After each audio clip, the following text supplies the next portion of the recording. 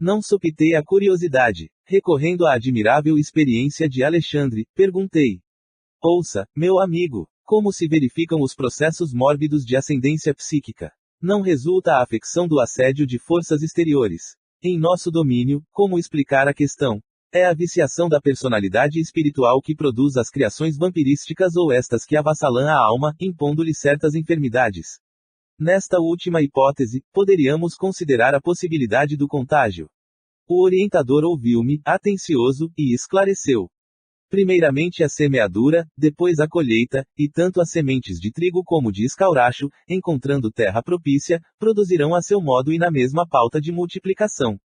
Nessa resposta da natureza ao esforço do lavrador, temos simplesmente a lei. Você está observando o setor das larvas com justificável admiração. Não tenha dúvida, nas moléstias da alma, como nas enfermidades do corpo físico, antes da afecção existe o ambiente. As ações produzem efeitos, os sentimentos geram criações, os pensamentos dão origem a formas e consequências de infinitas expressões. E, em virtude de cada espírito representar um universo por si, cada um de nós é responsável pela emissão das forças que lançamos em circulação nas correntes da vida. A cólera, a desesperação, o ódio e o vício oferecem campo a perigosos germens psíquicos na esfera da alma. E, qual acontece no terreno das enfermidades do corpo, o contágio aqui é fato consumado, desde que a imprevidência ou a necessidade de luta estabeleça ambiente propício, entre companheiros do mesmo nível. Naturalmente, no campo da matéria mais grosseira, essa lei funciona com violência, enquanto, entre nós, se desenvolve com as modificações naturais. Aliás, não pode ser de outro modo, mesmo porque você não ignora que muita gente cultiva a vocação para o abismo. Cada viciação particular da personalidade produz as formas sombrias que lhe são consequentes e estas, como as plantas inferiores que se alastram no solo, por relaxamento do responsável, são extensivas às regiões próximas, onde não prevalece o espírito de vigilância e defesa. Evidenciando extrema prudência no exame dos fatos e prevenindo-me contra qualquer concepção menos digna, no círculo de apreciações da obra divina, acrescentou. Sei que a sua perplexidade é enorme, no entanto, você não pode esquecer a nossa condição de velhos reincidentes no abuso da lei. Desde o primeiro dia de razão na mente humana, a ideia de Deus criou princípios religiosos, sugerindo-nos as regras de bem viver. Contudo, à medida que se refinam conhecimentos intelectuais, parece que há menor respeito no homem para com as dádivas sagradas. Os pais terrestres, com raríssimas exceções, são as primeiras sentinelas viciadas, agindo em prejuízo dos filhinhos. Comumente, aos 20 anos, em virtude da inércia dos vigias do lar, a mulher é uma boneca e o homem um manequim de futilidades doentias, muito mais interessados no serviço dos alfaiates que no esclarecimento dos professores, alcançando o monte do casamento, muitas vezes são pessoas excessivamente ignorantes ou demasiadamente desviadas. Cumpre, ainda, reconhecer que nós mesmos, em todo o curso das experiências terrestres, na maioria das ocasiões fomos campeões do endurecimento e da perversidade contra as nossas próprias forças vitais. Entre abusos do sexo e da alimentação, desde os anos mais tenros, nada mais fazíamos que desenvolver as tendências inferiores, cristalizando hábitos malignos. Seria, pois, de admirar tantas moléstias do corpo e degenerescências psíquicas. O plano superior jamais nega recursos aos necessitados de toda ordem e, valendo-se dos mínimos ensejos, auxilia os irmãos de humanidade na restauração de seus patrimônios, seja cooperando com a natureza ou inspirando a descoberta de novas fontes medicamentosas e reparadoras. Por nossa vez, em nos despojando dos fluidos mais grosseiros, através da morte física, à proporção que nos elevamos em compreensão e competência, transformamo-nos em auxiliares diretos das criaturas. Apesar disso, porém, o cipoal da ignorância é ainda muito espesso. E o vampirismo mantém considerável expressão, porque, se o Pai é sumamente misericordioso, é também infinitamente justo. Ninguém lhe confundirá os desígnios e a morte do corpo quase sempre surpreende a alma em terrível condição parasitária. Desse modo, a promiscuidade entre os encarnados indiferentes à lei divina e os desencarnados que a ela têm sido indiferentes é muito grande na crosta da terra. Absolutamente sem preparo e tendo vivido muito mais de sensações animalizadas que de sentimentos e pensamentos puros, as criaturas humanas, além do túmulo, em muitíssimos casos prosseguem imantadas aos ambientes domésticos que lhes alimentavam o campo emocional. Dolorosa ignorância prende-lhes os corações, repletos de particularismos, encarceradas no magnetismo terrestre, enganando a si próprias e fortificando suas antigas ilusões. Aos infelizes que caíram em semelhante condição de parasitismo, as larvas que você observou servem de alimento habitual. Deus meu! Exclamei sob forte espanto. Alexandre, porém, acrescentou. Semelhantes larvas são portadoras de vigoroso magnetismo animal. Observando talvez que muitas e torturantes indagações se me entrechocavam no cérebro, o instrutor considerou. Naturalmente que a fauna microbiana, em análise, não será servida em pratos, bastará ao desencarnado agarrar-se aos companheiros de ignorância, ainda encarnados, qual erva daninha aos galhos das árvores, e sugar-lhes a substância vital. Não conseguia dissimular o assombro que me dominava. Por que tamanha estranheza? Perguntou o cuidadoso orientador, e nós outros, quando nas esferas da carne. Nossas mesas não se mantinham à custa das vísceras dos touros e das aves. A pretexto de buscar recursos proteicos, exterminávamos frangos e carneiros, leitões e cabritos incontáveis. Sugávamos os tecidos musculares, roíamos os ossos. Não contentes em matar os pobres seres que nos pediam roteiros de progresso e valores educativos, para melhor atenderem à obra do Pai, dilatávamos os requintes da exploração milenária e infligíamos a muitos deles determinadas moléstias para que nos servissem ao paladar, com a máxima eficiência. O suíno comum era localizado por nós, em regime de ceva, e o pobre animal, muita vez à custa de resíduos, devia criar para nosso uso certas reservas de gordura, até que se prostrasse, de todo, ao peso de banhas doentias e abundantes. Colocávamos gansos nas engordadeiras para que hipertrofiassem o fígado, de modo a obtermos pastas substanciosas destinadas a quitutes que ficaram famosos, despreocupados das faltas cometidas com a suposta vantagem de enriquecer os valores culinários. Em nada nos doía o quadro comovente das vacas-mães, em direção ao matadouro, para que nossas panelas transpirassem agradavelmente. Encarecíamos, com toda a responsabilidade da ciência, a necessidade de proteínas e gorduras diversas, mas esquecíamos de que a nossa inteligência, tão fértil na descoberta de comodidade e conforto, teria recursos de encontrar novos elementos e meios de incentivar os suprimentos proteicos ao organismo, sem recorrer às indústrias da morte. Esquecíamos-nos de que o aumento dos laticínios, para enriquecimento da alimentação, constitui elevada tarefa, porque tempos virão, para a humanidade terrestre, em que o estábulo, como o lar, será também sagrado. Contudo, meu amigo, propus-me a considerar, a ideia de que muita gente na Terra vive à mercê de vampiros invisíveis é francamente desagradável e inquietante. E a proteção das esferas mais altas? E o amparo das entidades angélicas, a amorosa defesa de nossos superiores. André, meu caro, falou Alexandre, benevolente, devemos afirmar a verdade, embora contra nós mesmos. Em todos os setores da criação, Deus, nosso Pai, colocou os superiores e os inferiores para o trabalho de evolução, através da colaboração e do amor, da administração e da obediência. Atrever-nos-íamos a declarar, porventura, que fomos bons para os seres que nos eram inferiores. Não lhes devastávamos a vida, personificando diabólicas figuras em seus caminhos. Claro que não desejamos criar um princípio de falsa proteção aos irracionais, obrigados, como nós outros, a cooperar com a melhor parte de suas forças e possibilidades no engrandecimento e na harmonia da vida, nem sugerimos a perigosa conservação dos elementos reconhecidamente daninhos. Todavia, devemos esclarecer que, no capítulo da indiferença para com a sorte dos animais, da qual participamos no quadro das atividades humanas, nenhum de nós poderia, em sã consciência, atirar a primeira pedra. Os seres inferiores e necessitados do planeta não nos encaram como superiores generosos e inteligentes, mas como verdugos cruéis. Confiam na tempestade furiosa que perturba as forças da natureza, mas fogem, desesperados, à aproximação do homem de qualquer condição, excetuando-se os animais domésticos que, por confiar em nossas palavras e atitudes, aceitam o cutelo no matadouro, quase sempre com lágrimas de aflição, incapazes de discernir com o raciocínio embrionário onde começa a nossa perversidade e onde termina a nossa compreensão.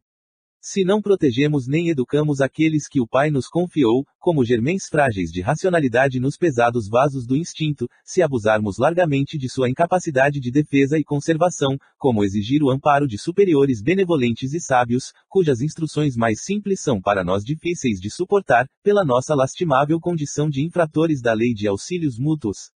Na qualidade de médico, você não pode ignorar que o embriologista, contemplando o feto humano em seus primeiros dias, à distância do veículo natural, não poderá afirmar, com certeza, se tem sob os olhos o germen de um homem ou de um cavalo. O médico legista encontra dificuldades para determinar se a mancha de sangue encontrada eventualmente provém de um homem, de um cão ou de um macaco. O animal possui igualmente o seu sistema endocrínico, suas reservas de hormônios, seus processos particulares de reprodução em cada espécie e, por isso mesmo, tem sido auxiliar precioso e fiel da ciência na descoberta dos mais eficientes serviços de cura das moléstias humanas, colaborando ativamente na defesa da civilização. Entretanto, interrompera-se o instrutor e, considerando a gravidade do assunto, perguntei com emoção: como solucionar tão dolorosos problemas? Os problemas são nossos, esclareceu o generoso amigo, tranquilamente, não nos cabe condenar a ninguém. Abandonando as faixas de nosso primitivismo, devemos acordar a própria consciência para a responsabilidade coletiva. A missão do superior é a de amparar o inferior e educá-lo. E os nossos abusos para com a natureza estão cristalizados em todos os países, há muitos séculos. Não podemos renovar os sistemas econômicos dos povos, de um momento para outro, nem substituir os hábitos arraigados e viciosos de alimentação imprópria, de maneira repentina. Refletem eles, igualmente, nossos erros multimilenares. Mas, na qualidade de filhos endividados para com Deus e a natureza, devemos prosseguir no trabalho educativo, acordando os companheiros encarnados, mais experientes e esclarecidos, para a nova era em que os homens cultivarão o solo da terra por amor e utilizar-se-ão dos animais, com espírito de respeito, educação e entendimento. Depois de ligeiro intervalo, o instrutor observou: semelhante realização é de importância essencial na vida humana, porque, sem amor para com os nossos inferiores, não podemos aguardar a proteção dos superiores, sem respeito para com os outros, não devemos esperar o respeito alheio. Se temos sido vampiros insaciáveis dos seres frágeis que nos cercam, entre as formas terrenas, abusando de nosso poder racional ante a fraqueza da inteligência deles, não é demais que, por força da animalidade que conserva desveladamente, venha a cair a maioria das criaturas em situações enfermiças pelo vampirismo das entidades que lhes são afins, na esfera invisível. Os esclarecimentos de Alexandre, ministrados sem presunção e sem crítica, penetravam-me fundo. Algo de novo despertava-me o ser. Era o espírito de veneração por todas as coisas, o reconhecimento efetivo do paternal poder do Senhor do Universo. O delicado orientador interrompeu-me o transporte de íntima adoração ao Pai, acentuando: segundo observa, o legítimo desenvolvimento mediúnico é problema de ascensão espiritual dos candidatos às percepções sublimes. Entretanto, André, não importa que os nossos amigos, ansiosos pelos altos valores psíquicos, tenham vindo até aqui sem a devida preparação. Embora incipientes no assunto, lucraram muitíssimo, porque foram auxiliados contra o vampirismo venenoso e destruidor. Surpreendeu-se você com as larvas que lhes avassalam as energias espirituais, agora verá as entidades exploradoras que permanecem fora do recinto, esperando-lhes o regresso. Lá fora? Perguntei, alarmado. Sim, respondeu Alexandre, se os nossos irmãos conseguissem de fato estabelecer sobre si mesmos os desejáveis golpes de disciplina, muito ganhariam em força contra a influenciação dos infelizes que os seguem. Lamentavelmente, no entanto, são raros os que mantêm a necessária resolução, no terreno da aplicação viva da luz que recebem.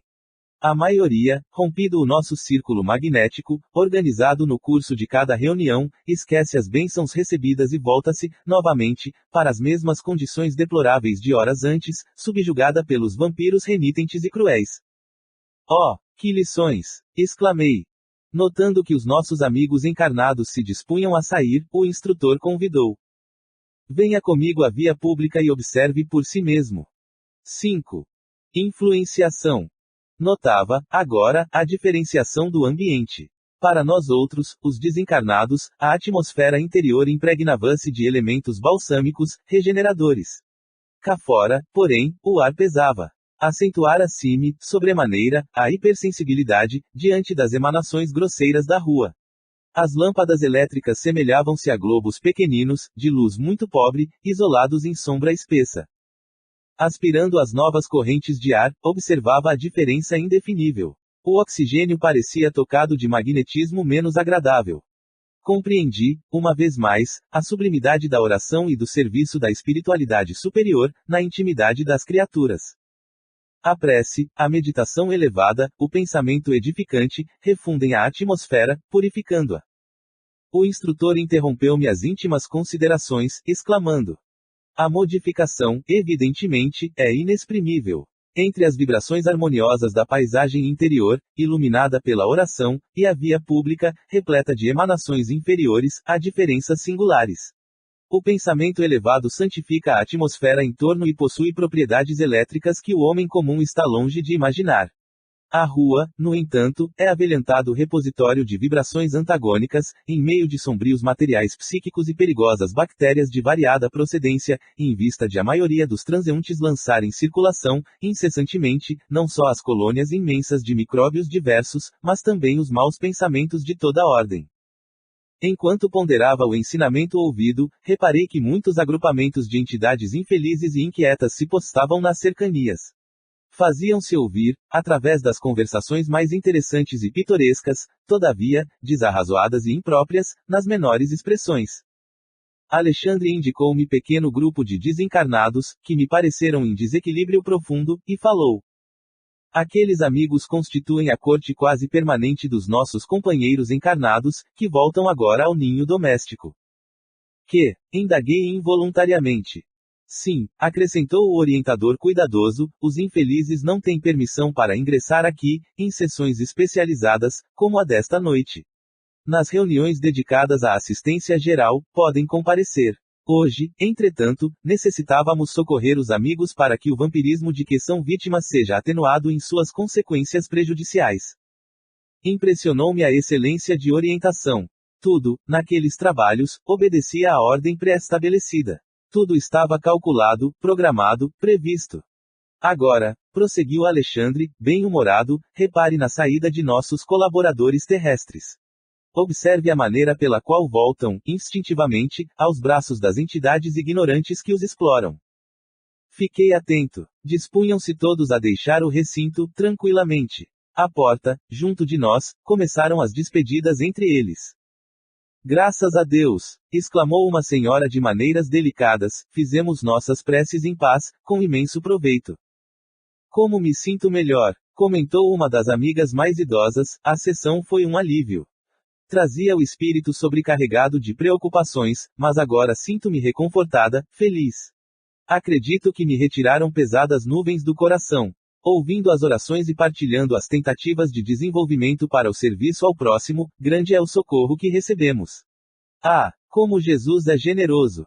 Um cavalheiro de porte distinto adiantou-se, observando: o Espiritismo é o nosso conforto. Os compromissos que temos são muito grandes, diante da verdade. E não é sem razão que o Senhor nos colocou nas mãos a lâmpada sublime da fé. Em torno de nossos passos, choram os sofredores, desviam-se os ignorantes no extenso caminho do mal. Dos céus chegam até nós ferramentas de trabalho. É necessário servir, intensamente, transformando-nos em colaboradores fiéis da revelação nova. Exatamente. Concordou uma das interlocutoras, comovida com a exortação: temos grandes obrigações, não devemos perder tempo. A doutrina confortadora dos espíritos é o nosso tesouro de luz e consolação. Oh, meus amigos, como necessitamos trabalhar! Jesus chama-nos ao serviço, é imprescindível atender. Reconhecendo os característicos de gratidão e louvor da palestra, expressei sincera admiração, exaltando a fidelidade dos cooperadores da casa. Demonstravam-se fervorosos na fé, confiantes no futuro e interessados na extensão dos benefícios divinos, considerando as dores e necessidades dos semelhantes.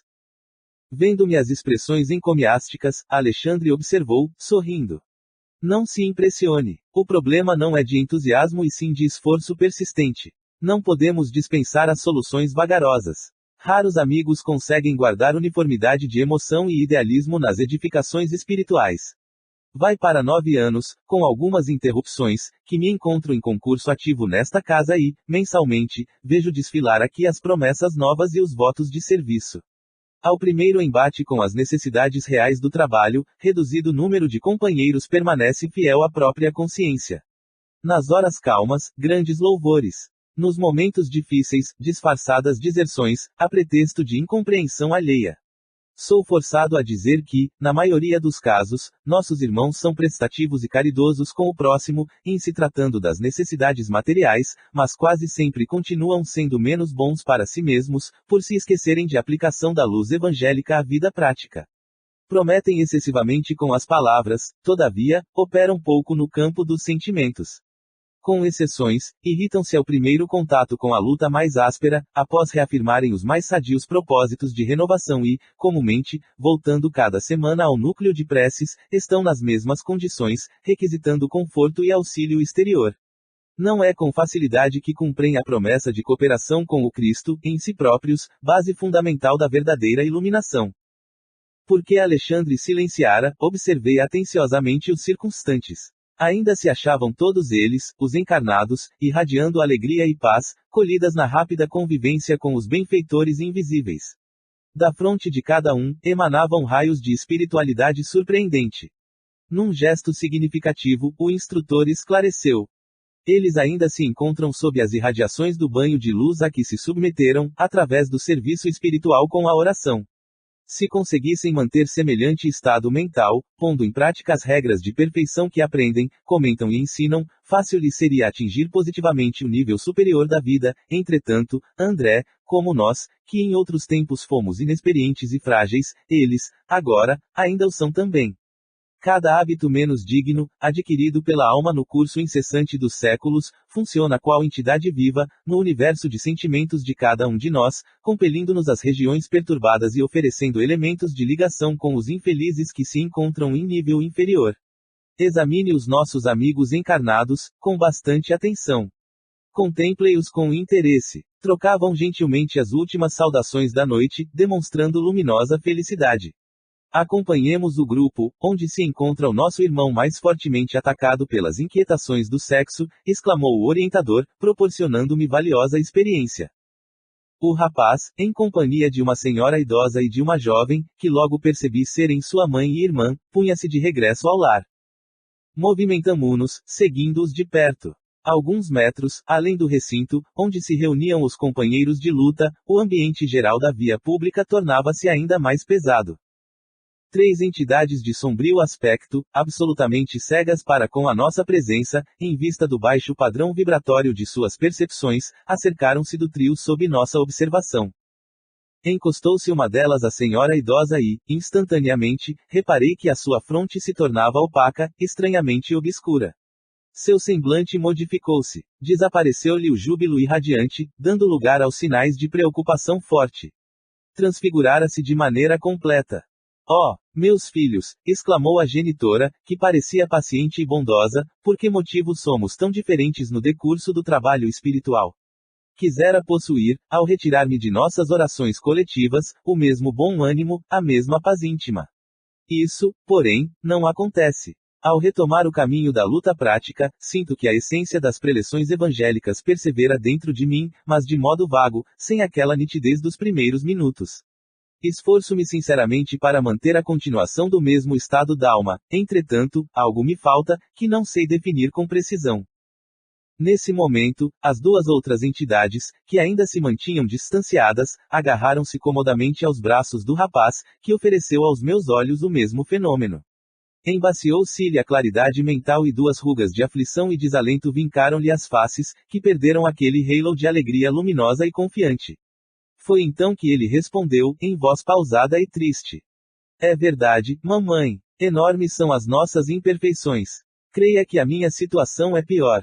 A senhora experimenta ansiedade, amargura, melancolia. É bem pouco para quem, como eu, se sente vítima dos maus pensamentos. Casei-me há menos de 8 meses e, não obstante o devotamento de minha esposa, tenho o coração, por vezes, repleto de tentações descabidas. Pergunto a mim mesmo a razão de tais ideias estranhas e, francamente, não posso responder.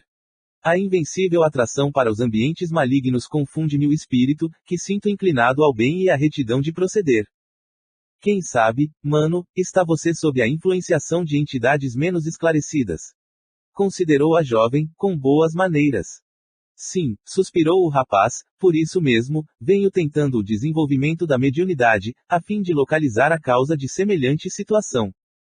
Nesse instante, o orientador murmurou, desveladamente, ajudemos a este amigo através da conversação. Sem perda de tempo, colocou a destra na fronte da menina, mantendo-a sob vigoroso influxo magnético e transmitindo-lhe suas ideias generosas. Reparei que aquela mão protetora, ao tocar os cabelos encaracolados da jovem, expedia luminosas chispas, somente perceptíveis ao meu olhar. A menina, a seu turno, pareceu mais nobre e mais digna em sua expressão quase infantil e respondeu firmemente. Neste caso, concordo em que o desenvolvimento mediúnico deve ser a última solução, porque antes de enfrentar os inimigos, filhos da ignorância, deveríamos armar o coração com a luz do amor e da sabedoria. Se você descobrisse perseguidores invisíveis, em torno de suas atividades, como beneficiá-los cristãomente, sem a necessária preparação espiritual? A reação educativa contra o mal é sempre um dever nosso, mas antes de cogitar de um desenvolvimento psíquico, que seria talvez prematuro, deveremos procurar a elevação de nossas ideias e sentimentos. Não poderíamos contar com uma boa mediunidade sem a consolidação dos nossos bons propósitos, e para sermos úteis, nos reinos do espírito, cabe-nos aprender, em primeiro lugar, a viver espiritualmente, embora estejamos ainda na carne. A resposta, que constituíra para mim valiosa surpresa, não provocou maior interesse em ambos os interlocutores, quase neutralizados pela atuação dos vampiros habituais. Mãe e filho deixavam perceber funda contrariedade, em face das definições ouvidas.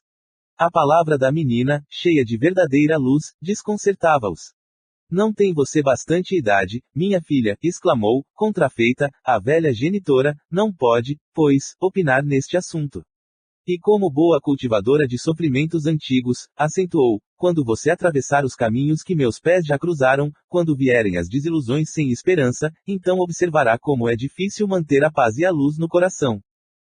E se algum dia, falou o rapaz, melancólico, experimentar as lutas que já conheço, verá que tenho motivos de queixa contra a sorte e que não me sobram outros recursos senão permanecer no círculo das indecisões que me assaltam.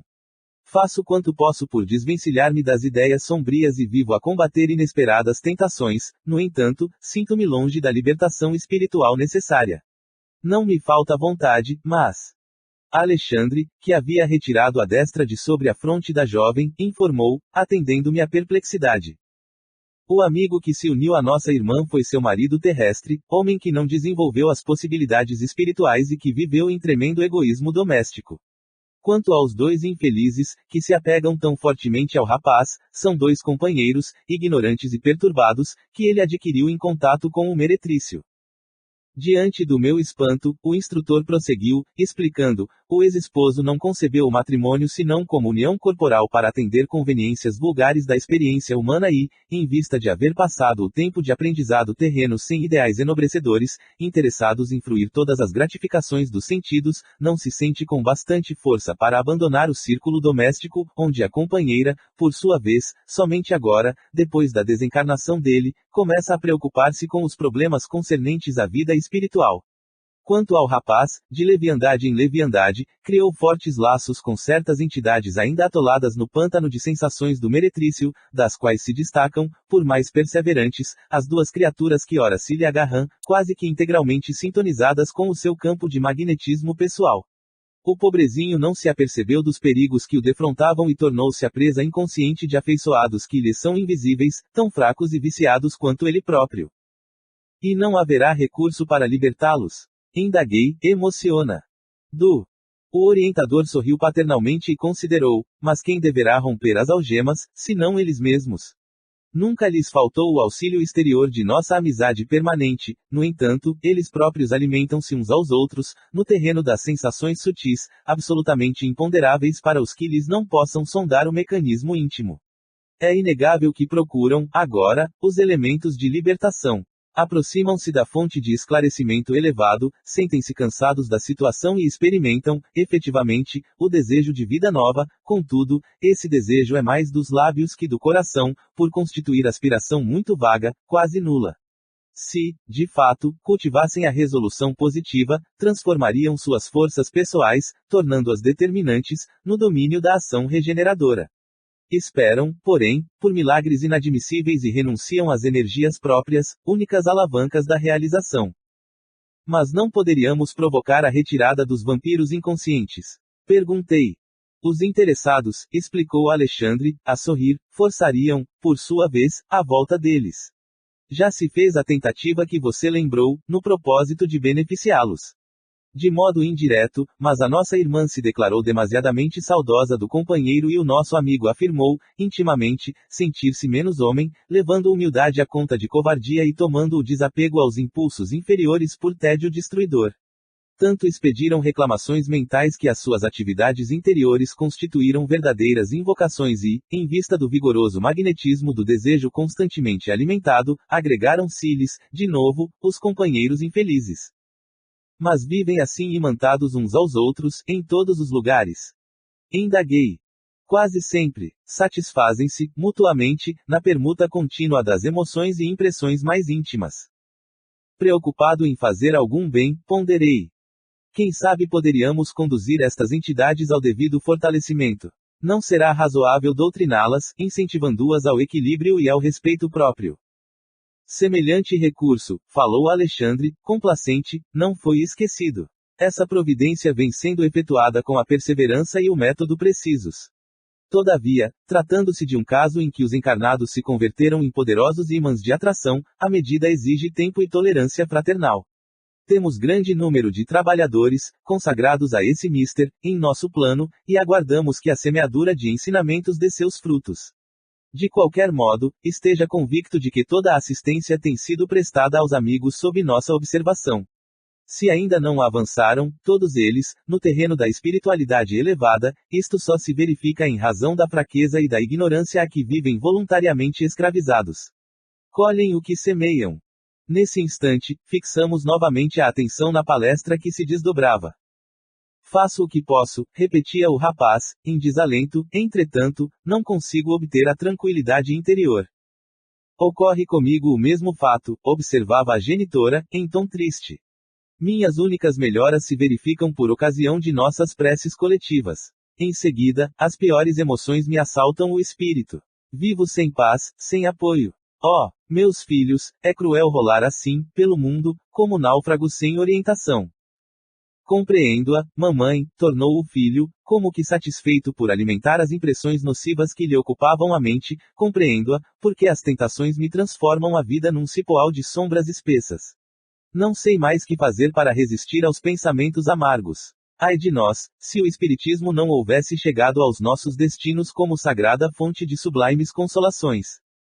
Nesse momento, Alexandre colocou novamente a destra sobre a fronte da jovem, que lhe traduziu o pensamento, em tom de respeito e carinho. Concordo em que o Espiritismo é nosso manancial de consolo, mas não posso esquecer que temos na doutrina a bendita escola de preparação. Se permanecermos arraigados às exigências de conforto, talvez venhamos a olvidar as obrigações do trabalho. Creio que os instrutores da verdade espiritual desejam, antes de tudo, a nossa renovação íntima, para a vida superior. Se apenas buscarmos consolação, sem adquirir fortaleza, não passaremos de crianças espirituais. Se procurarmos a companhia de orientadores benevolentes, tão só para o gozo de vantagens pessoais, onde estará o aprendizado? Acaso não permanecemos, aqui na Terra, em lição? Teríamos recebido o corpo, ao renascer, apenas para repousar. É incrível que os nossos amigos da esfera superior nos venham suprimir a possibilidade de caminhar por nós mesmos, usando os próprios pés. Naturalmente, não nos querem os benfeitores do além para eternos necessitados da casa de Deus e, sim, para companheiros dos gloriosos serviços do bem, tão generosos, fortes, sábios e felizes quanto eles já o são. E modificando a inflexão de voz, desejosa de demonstrar a ternura filial que lhe vibrava na alma, acentuou. Mamãe sabe como lhe quero bem, mas alguma coisa, no fundo da consciência, não me permite comentar as nossas necessidades senão assim, ajustando-me aos elevados ensinamentos que a doutrina nos gravou no coração. Não posso compreender cristianismo sem a nossa integração prática nos exemplos do Cristo. Em virtude de o instrutor haver interrompido a operação magnética e porque me encontrasse perplexo ante a facilidade com que a menina lhe recebia os pensamentos, quando observara tanta complexidade nos serviços de psicografia, expus ao orientador amigo as indagações que me assaltavam o espírito. Sem titubear, Alexandre explicou. Aqui, André, observa você o trabalho simples da transmissão mental e não pode esquecer que o intercâmbio do pensamento é movimento livre no universo. Desencarnados e encarnados, em todos os setores de atividade terrestre, vivem na mais ampla permuta de ideias. Cada mente é um verdadeiro mundo de emissão e recepção e cada qual atrai os que se lhe assemelham. Os tristes agradam aos tristes, os ignorantes se reúnem, os criminosos comungam na mesma esfera, os bons estabelecem laços recíprocos de trabalho e realização. Aqui temos o fenômeno intuitivo, que, com maior ou menor intensidade, é comum a todas as criaturas, não só no plano construtivo, mas também no círculo de expressões menos elevadas. Temos, sob nossos olhos, uma velha irmã e seu filho maior completamente ambientados na exploração inferior de amigos desencarnados, presas de ignorância e enfermidade, estabelecendo perfeito comércio de vibrações inferiores. Falam sob a determinação direta dos vampiros infelizes, transformados em hóspedes efetivos do continente de suas possibilidades físico-psíquicas. Permanece também sob nossa análise uma jovem que, presentemente, atingiu 16 anos de nova existência terrestre. Suas disposições, contudo, são bastante diversas. Ela consegue receber nossos pensamentos e traduzi-los em linguagem edificante. Não está propriamente em serviço técnico da mediunidade, mas no abençoado trabalho de espiritualização. E indicando a mocinha, cercada de maravilhoso halo de luz, acrescentou: conserva, ainda, o seu vaso orgânico na mesma pureza com que o recebeu dos benfeitores que lhe prepararam a presente reencarnação. Ainda não foi conduzida ao plano de emoções mais fortes, e as suas possibilidades de recepção, no domínio intuitivo, conservam-se claras e maleáveis. Suas células ainda se encontram absolutamente livres de influências tóxicas, seus órgãos vocais, por enquanto, não foram viciados pela maledicência, pela revolta, pela hipocrisia, seus centros de sensibilidade não sofreram desvios, até agora, seu sistema nervoso goza de harmonia invejável e o seu coração, envolvido em bons sentimentos, comunga com a beleza das verdades eternas, através da crença sincera e consoladora. E, além disso, não tendo débitos muito graves do pretérito, condição que a isenta do contato com as entidades perversas que se movimentam na sombra, pode refletir com exatidão os nossos pensamentos mais íntimos. Vivendo muito mais pelo espírito, nas atuais condições em que se encontra, basta a permuta magnética para que nos traduza as ideias essenciais. Isto significa, perguntei, que esta jovem é bastante pura e que continuará com semelhantes facilidades, em toda a existência. Alexandre sorriu e observou. Não tanto. Ela ainda conserva os benefícios que trouxe do plano espiritual e as cartas da felicidade ainda permanecem nas suas mãos para extrair as melhores vantagens no jogo da vida, mas dependerá dela o ganhar ou perder, futuramente. A consciência é livre. Então, continuei perguntando, não seria difícil prepararem-se todas as criaturas para receberem a influenciação superior? De modo algum, esclareceu ele, todas as almas retas, dentro do espírito de serviço e de equilíbrio, podem comungar perfeitamente com os mensageiros divinos e receber-lhes os programas de trabalho e iluminação, independentemente da técnica do mediunismo que, presentemente, se desenvolve no mundo. Não há privilegiado na criação. Existem, sim, os trabalhadores fiéis, compensados com justiça, seja onde for. Fortemente emocionado com as observações ouvidas, senti que o meu pensamento se perdia num mar de novas e abençoadas ilações. 6. A oração. Após separar-se da genitora e da irmã, dispôs-se o rapaz a tomar o caminho da residência que lhe era própria. Seguimo-lo de perto. Doía-me identificar-lhe a posição de vítima, cercado pelas duas formas escuras. As observações referentes à microbiologia psíquica impressionavam-me fortemente. Conhecia, de perto, as alterações circulatórias, determinando a embolia, o infarto, a gangrena. Tratara, noutro tempo, inúmeros casos de infecção, através de artrites e miosites, úlceras gástricas e abscessos miliares. Examinara, atenciosamente, no campo médico, as manifestações do câncer, dos tumores malignos, em complicados processos patológicos. Vira múltiplas expressões microbianas, no tratamento da lepra, da sífilis, da tuberculose.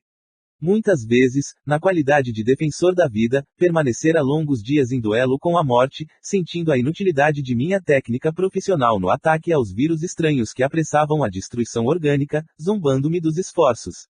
Na qualidade de médico, entretanto, na maioria dos casos, quando podia contar ainda com a prodigiosa intervenção da natureza, mantinha a presunção de conhecer variadas normas de combate, em diversas direções.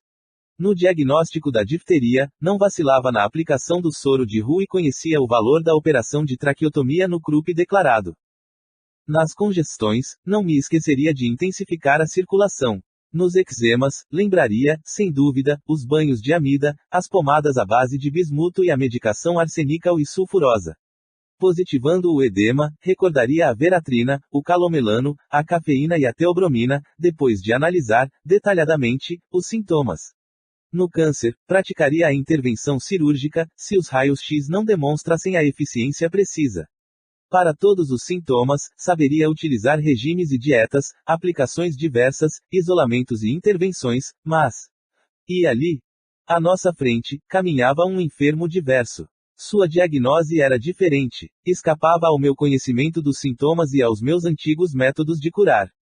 No entanto, era paciente em condições muito graves. Viam-se-lhe os parasitos escuros. Observava-se-lhe a desesperação íntima, em face do assédio incessante. Não haveria remédio para ele. Estaria abandonado e era mais infeliz que os doentes do mundo. Que fazer para aliviar-lhe as dores terríveis, a se manifestarem à maneira de angustiosas e permanentes inquietações? Já havia atendido a entidades perturbadas e sofredoras, balsamizando-lhes padecimentos atrozes. Não ignorava os esforços constantes de nossa colônia espiritual, a fim de atenuar sofrimentos dos desencarnados de ordem inferior, mas ali, em virtude da contribuição magnética de Alexandre, o grande e generoso instrutor que me seguia, observava um companheiro encarnado, presa de singulares viciações. Por que fatores ministrar o socorro indispensável? E, naturalmente, novas reflexões ocorriam-me celeres. Semelhantes expressões microbianas acompanhariam os desencarnados. Atacariam a alma, fora da carne? Quando me debatia em amarguras inexprimíveis, nas zonas inferiores, certo havia sido vítima das mesmas influenciações cruéis. Todavia, onde o remédio salutar? Onde o alívio para tamanhas angústias? Revelando paternal interesse, Alexandre veio em meu socorro, esclarecendo. Estas interrogações íntimas, André, são portadoras de grande bem para o seu coração. Começa a observar as manifestações do vampirismo, as quais não se circunscrevem ao ambiente dos encarnados. Quase que a totalidade de sofrimentos nas zonas inferiores deve a ela sua dolorosa origem. Criaturas desviadas da verdade e do bem, nos longos caminhos evolutivos, reúnem-se umas às outras, para a continuidade das permutas magnéticas de baixa classe. Os criminosos de vários matizes, os fracos da vontade, os aleijados do caráter, os doentes voluntários, os teimosos e recalcitrantes de todas as situações e de todos os tempos integram comunidades de sofredores e penitentes do mesmo padrão, arrastando-se, pesadamente, nas regiões invisíveis ao olhar humano. Todos eles segregam forças detestáveis e criam formas horripilantes, porque toda a matéria mental está revestida de força plasmadora e exteriorizante. Mas, objetei, sinto que o campo médico é muito maior, depois da morte do corpo. Sem dúvida, redarguiu meu interlocutor, sereno, quando compreendermos a extensão dos ascendentes morais em todos os acontecimentos da vida.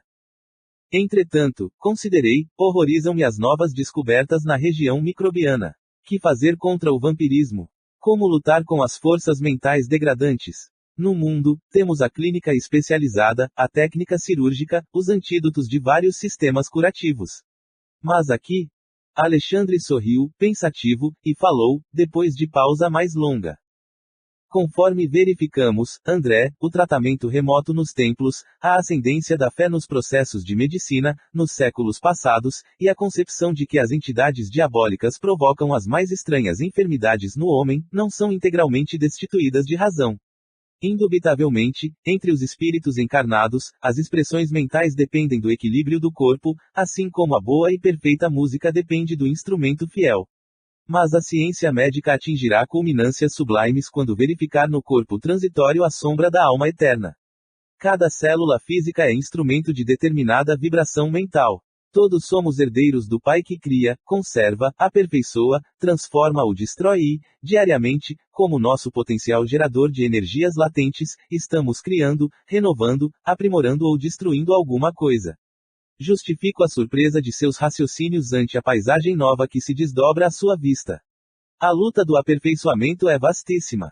Quanto ao combate sistemático ao vampirismo, nas múltiplas moléstias da alma, aqui também, no plano de nossas atividades, não faltam processos saneadores e curativos de natureza exterior. No entanto, examinando o assunto na essência, somos compelidos a reconhecer que cada filho de Deus deve ser o médico de si mesmo e, até a plena aceitação desta verdade com as aplicações de seus princípios, a criatura estará sujeita a incessantes desequilíbrios.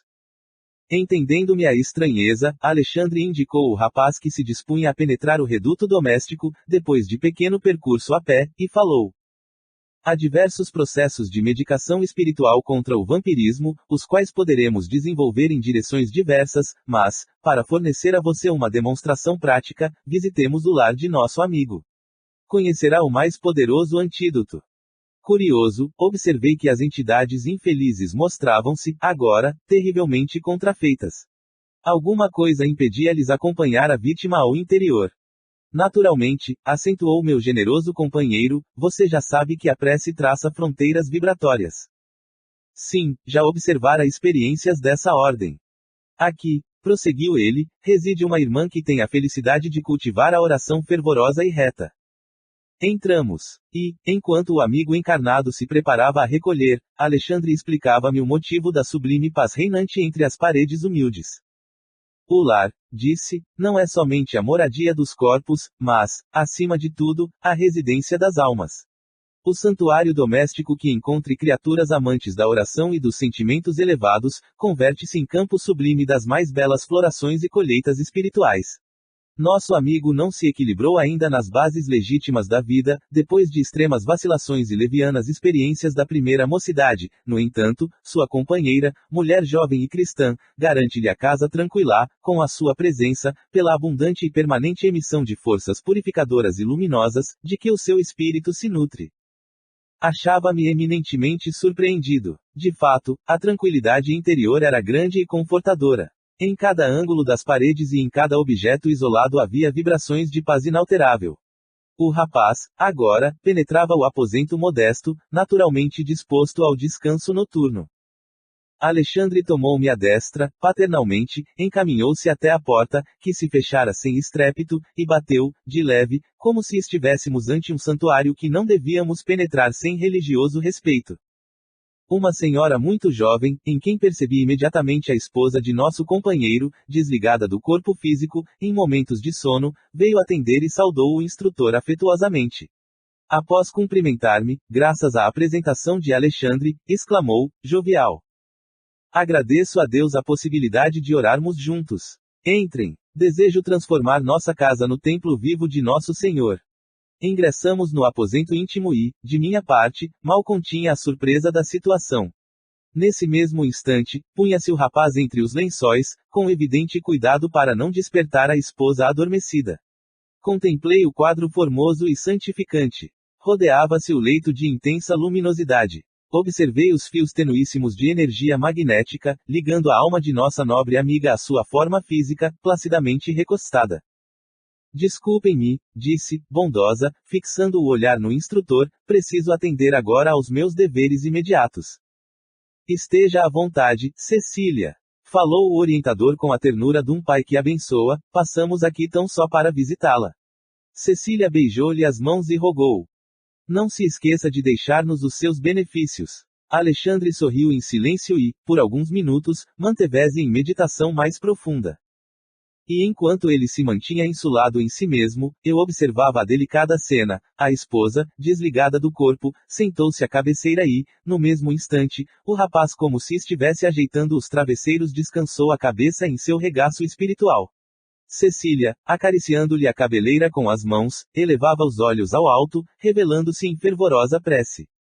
Luzes sublimes cercavam-na toda e eu podia sintonizar com as suas expressões mais íntimas, ouvindo-lhe a rogativa pela iluminação do companheiro a quem parecia amar infinitamente.